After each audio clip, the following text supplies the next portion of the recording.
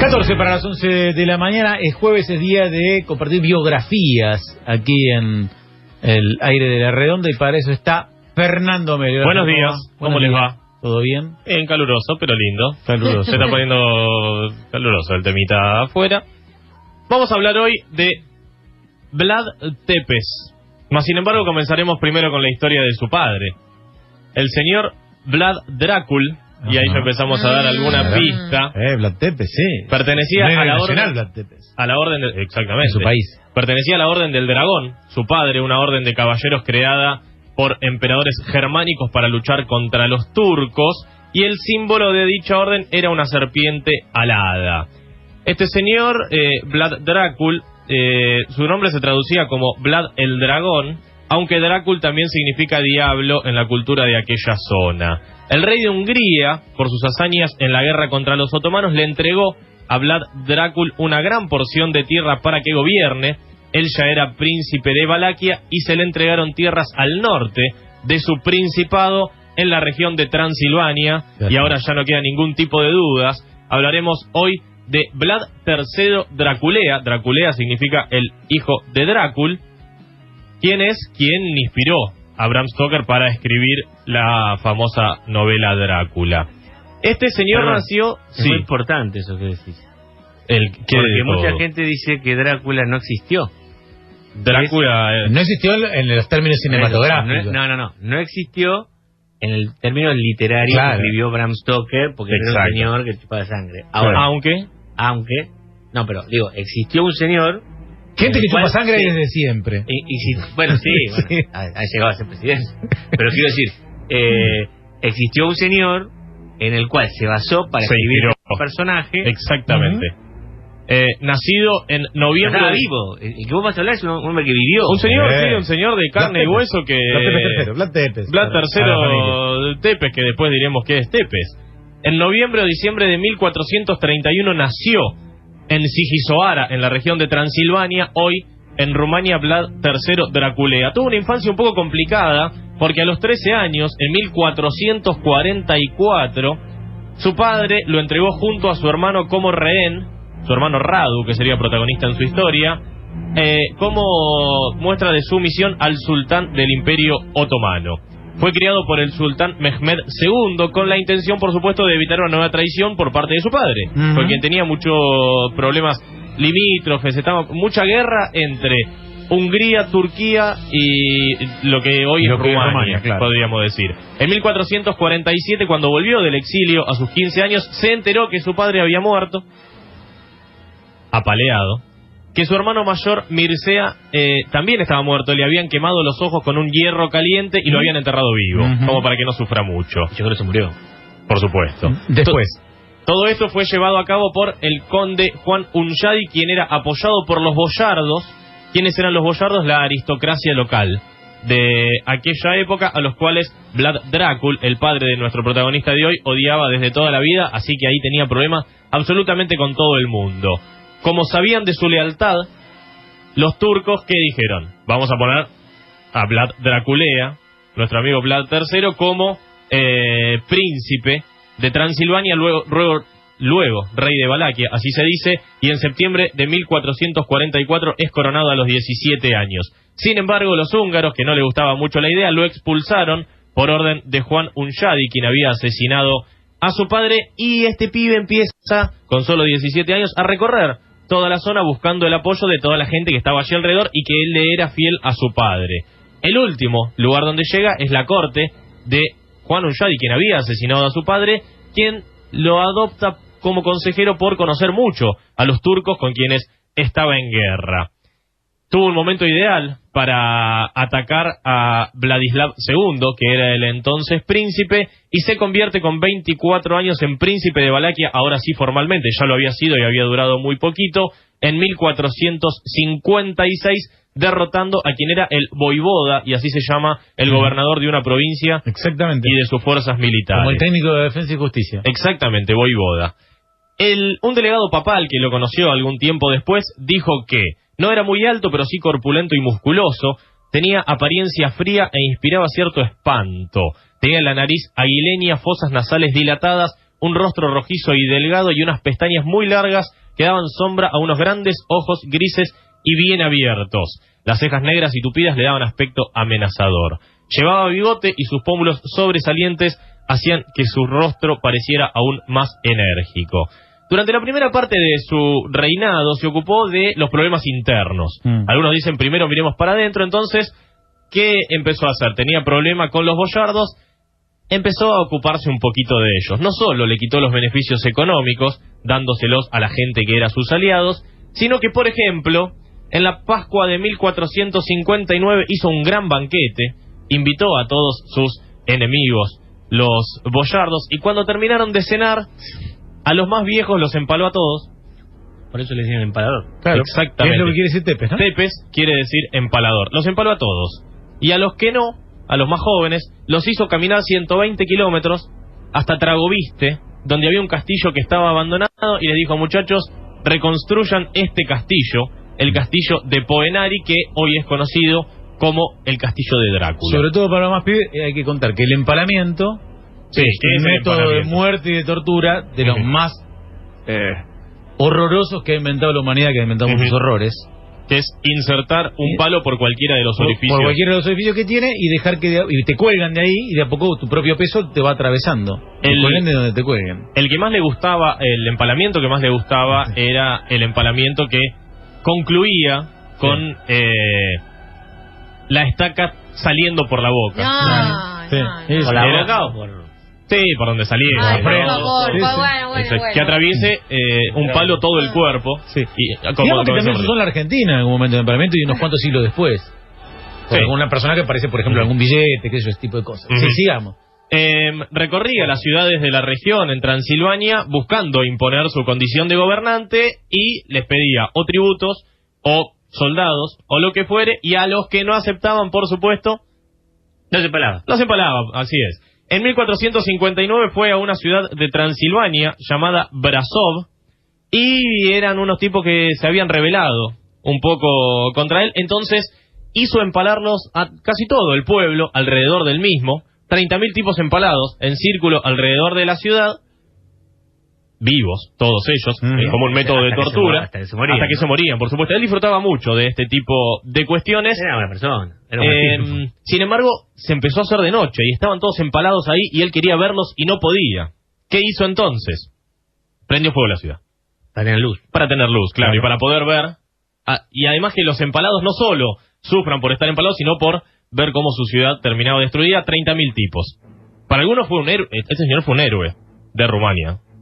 Después, lo que pasa es que hay que analizarlo con la perspectiva histórica, cómo se miraban las cosas en esa época, ¿no? Exactamente. Si lo miramos con los ojos culturales de hoy, bueno, es otra cosa distinta. Y época muy poquito después de esto apareció casi coexistió con la Inquisición, por ejemplo. O sea, la tortura era lamentablemente casi moneda corriente.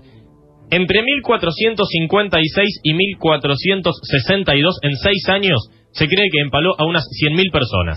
Y es por eso que, como decíamos, se lo empezó a llamar Vlad Tepes, que significa en rumano Vlad el empalador. Le gustaban mucho los empalamientos masivos al tipo. Los disponía en formas geométricas dependiendo del humor con el que se levantaba, algunos en cuadrados, círculos, pero generalmente semicírculo, tipo anfiteatro, en círculos concéntricos, es decir, un círculo dentro del otro. Era un asesino pero prolijo, claro. Y habitualmente los dejaba empalados y pudriéndose durante muchos meses.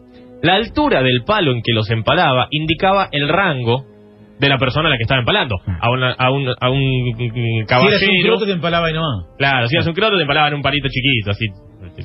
Si eras un caballero, un noble, ibas un poquito más arriba.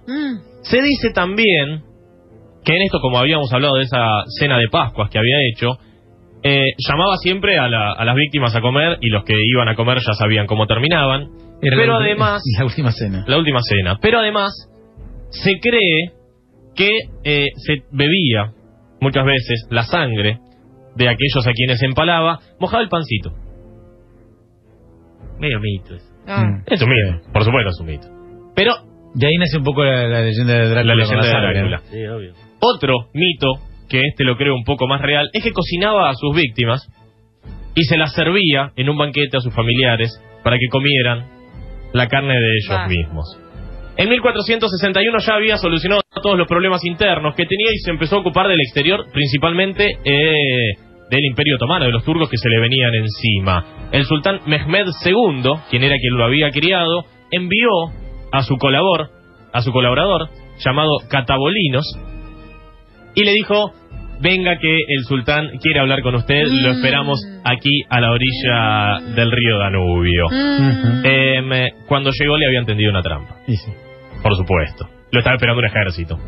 Pero él, ni lento ni perezoso, llevó un ejército mucho más grande, derrotó a aquel ejército, al general le cortó las manos y los pies y lo dejó ahí. Si querés ir a avisarle al sultán lo que pasó, lo dije. Anda y dale nomás. Y a Catabolinos, el consejero que había enviado, y a todos sus prisioneros se los llevó a Tragoviste, a la ciudad donde él vivía, y por supuesto los empaló a todos. Ya que estamos. Ese mismo año... Gasto de palos, ¿no? Impresionante. El palo daba mucho en esa época. ¿Pero cómo? ¿Qué hizo? Ese mismo año, Mehmed II, el líder del Imperio Otomano, quiso invadir la ciudad donde vivía este señor. ¿Qué sucedió? Antes de llegar, se encontró con lo que se llama el Bosque de los Empalados. Hizo talar todos los árboles de un bosque, hacer estacas y allí colgar 23.000 personas, que cuando llegó el líder otomano dijo: me da un poco de miedo venir acá, y se volvió. Dio media vuelta. Un tipo que en esa época no creo le tenga mucho miedo a la sangre ni le dé mucho espanto. Se encontró con un bosque de 23.000 tipos empalados. Vuelta para atrás, nos volvemos al imperio.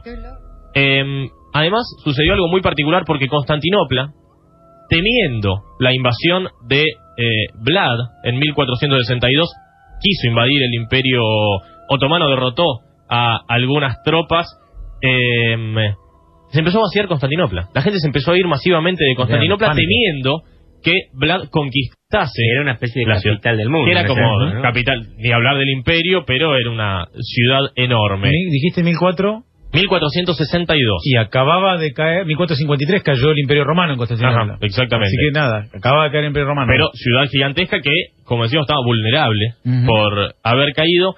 Cuando toma Constantinopla y derrota a una parte de las tropas turcas, los húngaros eran aliados de los turcos. ¿Qué hizo? Agarró 2 sacones enormes y le envió al líder turco esos sacos llenos de orejas, llenos de narices, llenos de cabezas de las víctimas que había asesinado en aquel entonces. Por Dios. Sin embargo, las citas se reunían con Drácula. Ahí está. Claro. Por Dios. Sin embargo, en julio... Conde, que es musculoso, claro, y anda todo de negro. Sí, es que era robusto, era forzudo, todo, pero... Te empala, señor. En junio de 1462 de ese mismo año, Mehmed II envió 150.000 hombres, como diciendo: no te vas a meter conmigo, contra los 30.000 de Vlad, y tomaron Tragoviste, la ciudad que él gobernaba. 4.000 de aquellos 150.000 eran liberados y encabezados de caballería por Radu, el hermano de Vlad, quien se había quedado con los turcos y quien quería reclamar el trono por supuesto, que ostentaba su hermano. Hizo algunos intentos por recuperar la ciudad, fallidos, y se refugió en la fortaleza de Poenari, aquella que le había hecho construir a los no empalados de la fiesta de Pascua. Cayó una flecha, entró por una ventana. Se cree que es de un ex soldado de él que había sido secuestrado por los turcos, que decía: pibe, se te vienen los turcos, hace algo. Rajen. La mujer agarró la flecha que tenía eso y se tiró. Se tiró del balcón, se tiró al río, que estaba a orillas. La mujer de Vlad, exactamente. Por lo que hoy... tan rápido. Dijo: antes que me empale, me tiro. Exactamente. Ella dijo: prefiero que mi cuerpo se pudra y sea comido por los peces antes que ser apresada por los turcos. Se tiró al río y hoy ese río se llama el Río de la Dama, debido a aquel episodio. Vlad fue tomado prisionero, pero no se sabe por qué. Liberado en 1474, se fue a Moldavia, rescató un pequeño ejército ahí con Esteban el Grande de Moldavia, que era su primo, y recuperó el trono. Pero no le duró mucho, porque 3 días después los turcos dijeron: no, otra vez no, pibe, no me vas a empezar a volver a juntar ejército, gente, no sé. Lo invadieron, apoyados por los bayardos, los nobles que tenían tantos problemas con él, y allí fue que murió. Hay 3 versiones de cómo murió. Unos dicen que lo mataron los bayardos, otros dicen que fueron los guardaespaldas, pero la más aceptada es que cuando él está en el campo de batalla es secuestrado por los turcos, y cuando lo están llevando mata a uno, le roba el traje y cuando está volviendo caminando hacia sus filas, lo confunde con un enemigo y lo matan. Queda allí tirado. De varias versiones siempre parece que lo mataron los propios, ¿no? Mucho más que lo mataron los propios. Adversarios, sí. Queda el cuerpo ahí tirado. Los turcos descubren que había muerto Vlad, y entonces, ¿qué deciden hacer? Desollan su cabeza, digamos, le sacan la cara, le sacan el cuero cabelludo y se lo llevan como trofeo a Constantinopla y deciden colgarlo en una estaca con la cara ahí como diciendo: señores, no tengan más miedo, ya hemos matado a Vlad III Draculea, que en 1976 fue declarado héroe de la nación rumana, afirmando que su crueldad estaba justificada por la época y porque tenía fines de defensa de la nación, el señor que inspiró en 1897 a Bram Stoker a escribir Drácula. El gran empalador. Que la diferencia que tiene es que lo sitúa como un tipo sanguinario, pero si yo no me equivoco, lo sitúa como un tipo que peleaba en nombre de la iglesia contra los turcos. Contra los turcos. Tenía. Y como muere la mujer... a Drácula. Bueno, pero Vlad Tepes de alguna manera también tenía. No, pero quiero decir, como la mujer muere, él maldice. Como venganza. Y claro, como que se pone del lado contrario de la iglesia y por eso queda maldito y todo eso. Una linda historia. No se muere más. No se muere más. Algo que tal vez solo la cruz. Sí. La cruz. La cruz. Una historia tremenda. Tremenda. Pero en Rumania sí es un personaje. Es un héroe nacional. Y hay visitas, todo. Hay que hacerlo. Hay visita al castillo, sí. Exactamente. Tengo ganas de ir a algo. No conozco. Siempre me gustó la historia. Siempre me gustó la historia de Vlad Tepes. Bueno, buenísimo.